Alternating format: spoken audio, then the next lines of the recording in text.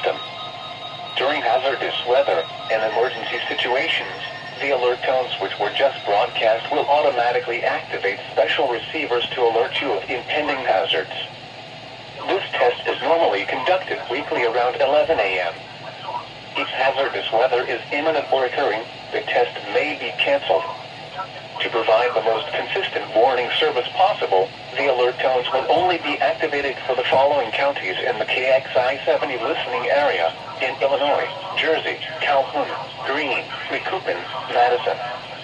If your receiver was tone activated, the alert function will automatically reset after the test.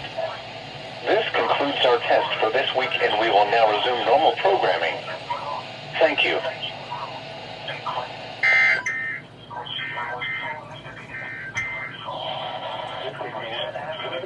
KXI-70 Jersey, 162.45.